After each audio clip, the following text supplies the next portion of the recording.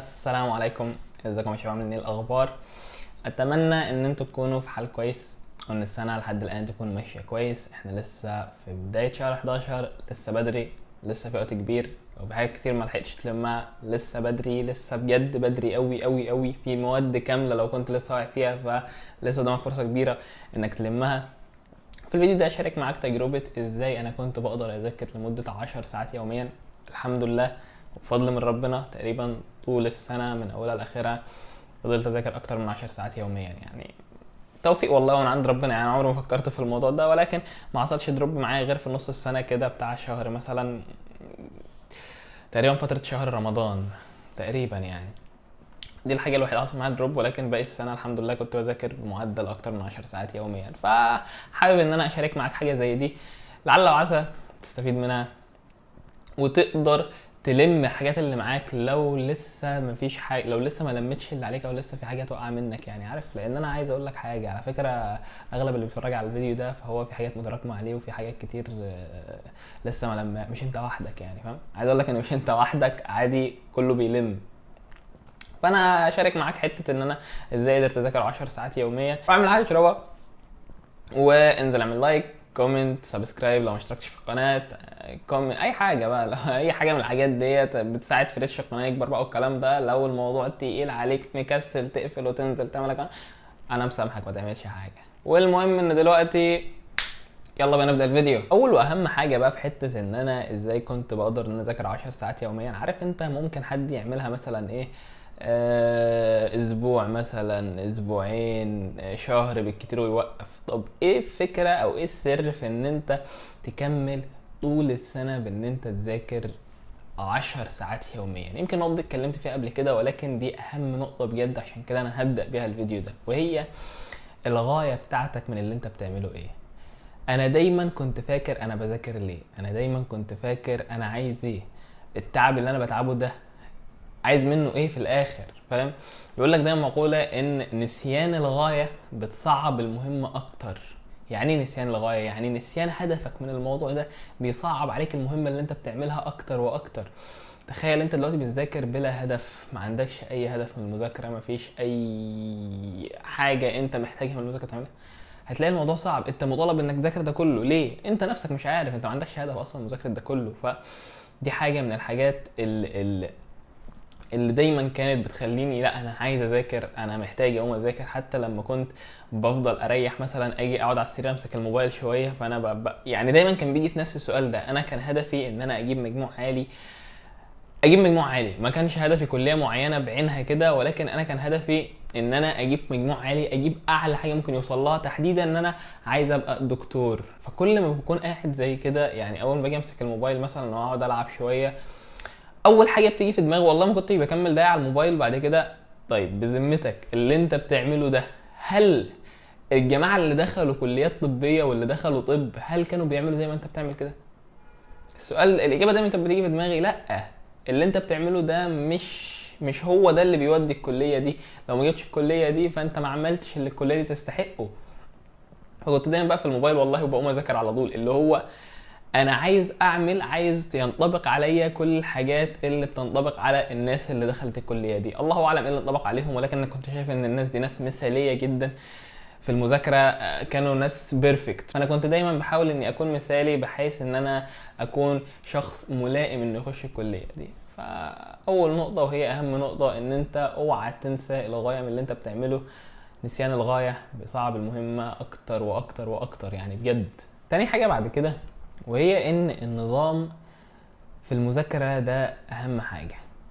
النظام في المذاكرة هو اللي هيوديك لأي حاجة أنت عايز تعملها. أما العشوائية فبالبلدي كده هي طريقك للقاع. لا ده مش عشوائية تقريبا المهم ان العشوائية دي مش هتوديك لحاجة. العشوائية هي اللي هتسقط بيك وهتوديك في داهية، في 60 داهية. انت ممكن تكون بتذاكر مثلا، صاحي الصبح النهارده هذاكر ايه، يلا اللي يجي يجي، امسك اي ماده المهم يبقى اسمك بتذاكر. هتلاقي نفسك على اخر الاسبوع مثلا انت بتحب تذاكر فرنساوي، اسهل ماده، يلا. طبعا بالنسبه لي ما كانتش سهله والله، بس الحمد لله ذاكرتها حلو يعني، وحليت المشكله دي وعملت فيديو عن الموضوع ده لو عايز ترجع. يعني المهم انت بتحب تذاكر فرنساوي، النهارده ذاكري فرنساوي. عملت ايه؟ ذاكرت يا باشا، ذاكرت. بكره فرنساوي، ذاكرت برضه نفس اليوم. فرنساوي ذاكرت، ما انت بتذاكر وزي الفل ومية مية وكل يوم بتذاكر. اخر الاسبوع عملت ايه؟ ذاكرت في السبع ايام فرنساوي. الله اكبر عليك يا حبيبي، والله ما شاء الله ما شاء الله. 7 ايام فرنساوي. عليه كام عليه كام درجه في فرنساوي ده بقى يا حبيبي؟ عليه 40 درجه مهمين يا باشا ومية مية. طب بقيه المواد انت بتذاكر يا عم ومية مية بس بعشوائيه، فده هيوديك في داهيه. ماشي هيجيب مجموع حلو في الماده دي، طيب والباقي؟ ما هو بص خد بالك، ماده واحده بس كفيله توقع لك مجموعك وتوديك في داهيه. لازم يكون عندك نظام اسبوعي، ما ينفعش ما يكونش عندك جدول اسبوعي بتمشي عليه، تحدد انت النهارده هتذاكر ايه. والجدول الاسبوعي ما تملهوش، لازم يكون عندك جدول اسبوعي. انا كان عندي جدول اسبوعي، انا من زمان جدا بذاكر بجدول، لازم يكون عندي جدول. جدول الاسبوع ده بتحط فيه ايه؟ اليوم ما تحطش فيه اكتر من مادتين، ما تقفرش وتحسبها لي بالساعه وبالدقيقه. هو الجدول النهارده يوم السبت هذاكر مثلا، السبت هذاكر مثلا عربي وفرنساوي، بس مادتين. ما تقفرش، ما تعمليش جدول بالساعه هو ده خلاص كده. وده اللي هياخدنا للنقطه الثالثه، وهي التسويف في المذاكره. مش معنى ان اليوم فيه مرونه، تمام، مش معنى اليوم واسع بقى وفيه مرونه ومش كاتب غير مادتين فان انت تسوف. يعني تصحى الساعه 7 الصبح تلاقي نفسك قمت عملت فطار، قعدت للساعه 8 مثلا، ماشي، من 7 افطار دي عادي يعني مفيش حاجه، صلاه بقى بتاع. قعدت شويه لقيت ان انت لسه الساعه 9 الصبح مثلا، بعد ما خلصت كلها 9 الصبح، والله لا ده لسه اليوم فيه كتير. طب ما ايه رايك نقعد شويه؟ طب ما نقعد شويه، ده الماده ديت اللي هذاكره فيها مش هياخد غير ساعتين، يلا شويه نريح. طب ما نلعب بوبجي شويه، طب ما نعمل اي حاجه، فاهم؟ اللي هو لسه بدري يا عم، لسه بدري. ده معنى كلمه التسويف. التسويف هو التاجيل، تمام؟ انت بتاجل حاجه اللي انت بتعملها. وغالبا والله من كتر التسويف اصلا هتلاقي بجد ان انت حتى المادتين دول انت ما ذاكرتش منهم حاجه، حتى لو الكميه بتاعتها قليله. الاقي ان انت شغال تسوف. لا، انا عايزك تخلص بدري، عايزك تصحى بدري. ليه؟ عشان تذاكر بدري، مش عشان تفطر وتقعد تلعب ببجي، فاهم؟ مش عايز، انا مش مصحيك بدري تفطر، ما شاء الله عنك ما فطرت. اصحى الصبح صاحيين نذاكر. ما تسوفش. دايما الوقت الفاضي عندك استغله. دايما قول لنفسك لما تلاقي نفسك رايح تريح كده وانت ما وراكش اي حاجه، مفيش حاجه شغلاك، انت رايح تريح بمزاجك كده اهو، افتكر دايما ان اللي دخلوا الكليه دي ما كانوش بيعملوا زيك. اللي دخلوا الكليه دي في الوقت اللي انت بتعمله ده، في وقت العبط اللي انت بتعمله ده، كانوا هما بيذاكروا.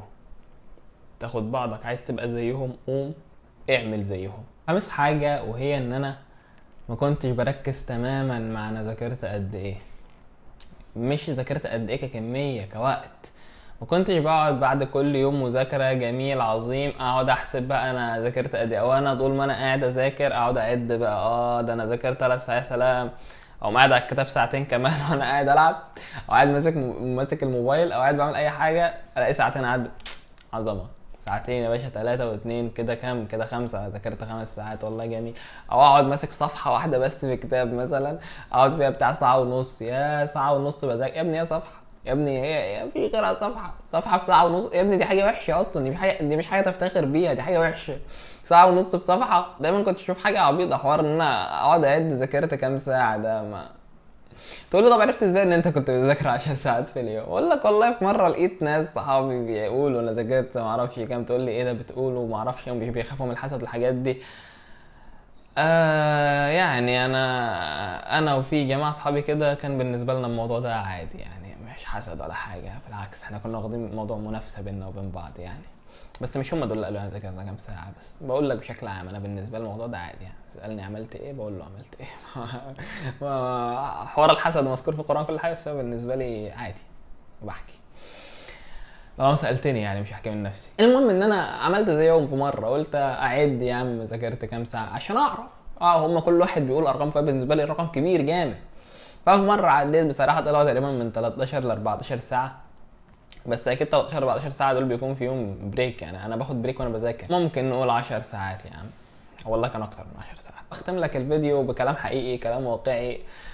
مفيش حاجه اسمها ذاكرت كام ساعه في اليوم، الموضوع كله في تحصيلك من اللي انت ذاكرته. ما انت ممكن تكون قاعد على الكتاب 10 ساعات في صفحه، تبقى دي مصيبه، دي مش حاجه حلوه. تبقى انت كده تبقى بطاطس خالص، تبقى ده مفيش مكانه حاجه، فاهم؟ الموضوع كله في الكميه اللي انت ذاكرتها، الحاجه اللي انت ذاكرتها خدت فيها وقت قد ايه مش مهم يعني، اهم حاجه انت حصلت قد ايه. انت كملت كميه قد ايه. ما انت ممكن تذاكر الساعه بس تبقى جامد، تبقى مركز وبتحفظ وجامد، وواحد تاني قاعد ليه صفحه في 3 ساعات. يبقى مين افضل؟ انت. ولكن تخيل كده لو 3 ساعات ومذاكرهم وانت فايق ومصحصح بقى وبتاع، فاهم؟ الموضوع اكبر.